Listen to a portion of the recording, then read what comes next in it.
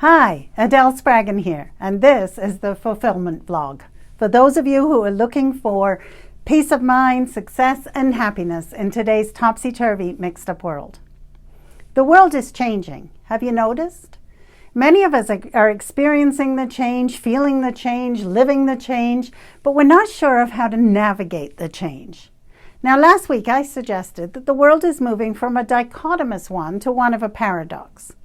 Today, I'd like to dive deeper into the shift of worldview. There are two ways that change has happened historically.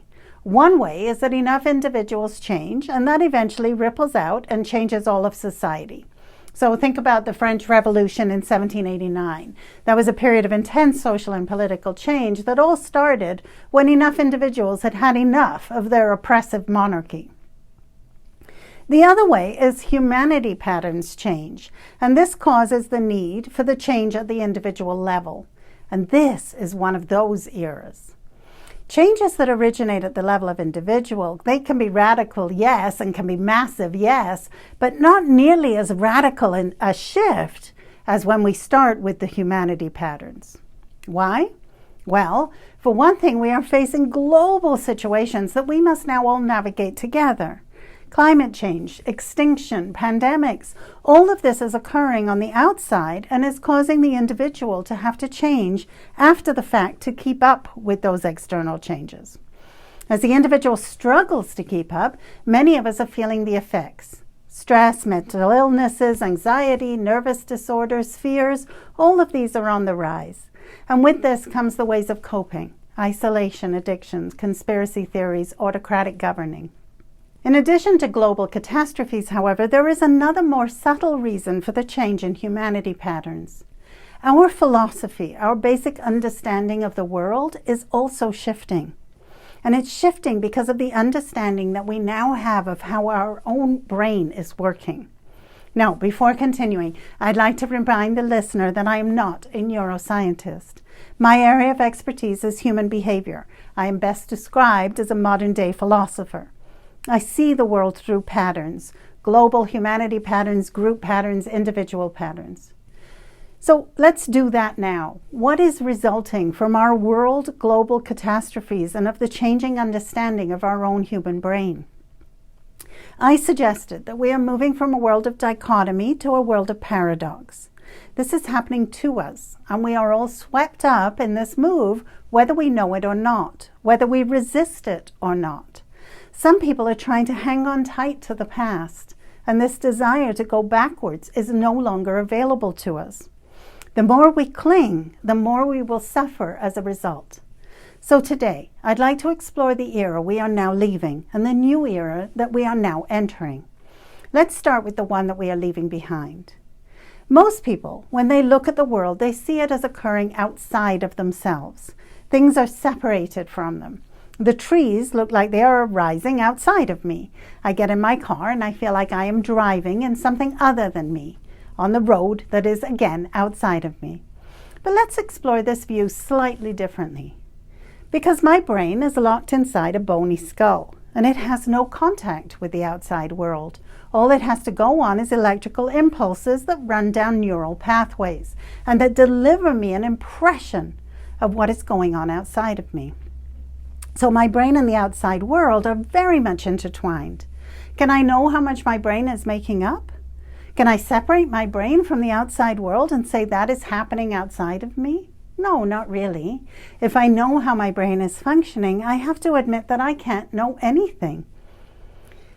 Now, this understanding of the human brain is relatively new. In fact, much of science in this area is actually quite new. It's only been about 2 decades that science really started focusing in on our brain using modern brain scanners that they now have. So where does this idea of inside-outside come from? Well, Andrew Newberg has done extensive research in this area. Let's take a couple of my experiences to illustrate.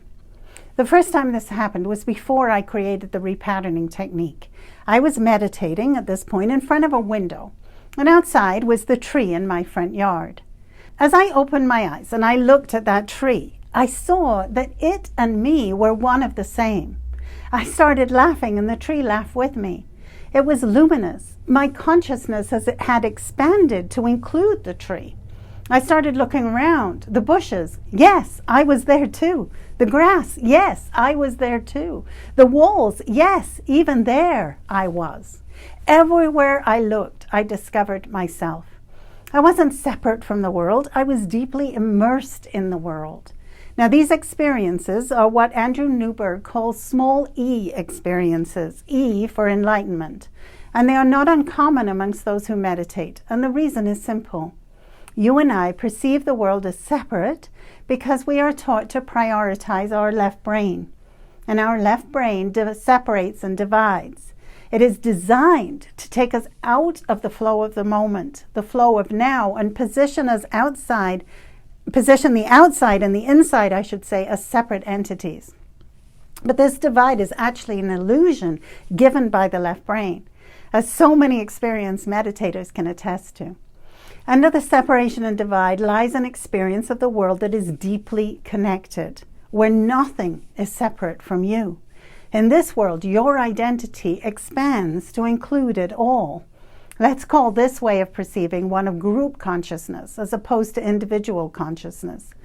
The individual consciousness is the experience that every person on this planet is familiar with.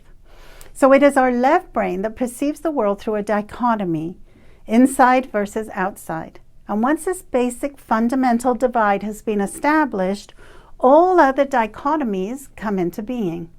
You and other. Let's call it the dichotomy of things. Now, adding to our dichotomy of things, we impose value on those things. And so we get truth versus fiction, right versus wrong, good versus evil. But as so many people can attest who have had these enlightened experiences, this dichotomy of things is fundamentally flawed. Science today is backing that up. Our brain doesn't so much inform us about the world, it participates in its creation. When you look at a tree, just as much feedback is flowing out of the brain as is flowing in. In effect, your brain is predicting that this electrical impulse in your brain is the equivalent of tree. So can you know tree? No, not really. You can just agree to believe in the illusion of tree. In silence, when I am doing immersive repatterning retreats, the effects of this illusion dissolve. I look at the ripples in the pond and I become those ripples. It is as if my identity is no longer contained within the boundaries that I call Adele. I am all of it at the same time. Now, is this perspective consistently maintainable? Perhaps. Frankly, I don't know the answer to that. My point here is not that people should walk around immersed in all of it, but that this is the experience that the whole brain delivers. The other thing I have found is that this state is one of pure joy. Although the world outside still has all the same problems, me inside the immersive experience of a world is one of happiness, peace of mind, optimal responses to every situation I'm in. This is whole brain enlightened thinking. It's available right inside your brain, and there is nowhere you need to go to find it.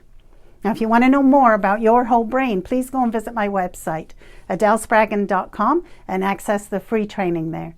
And until next time, I will see you and wish you good well.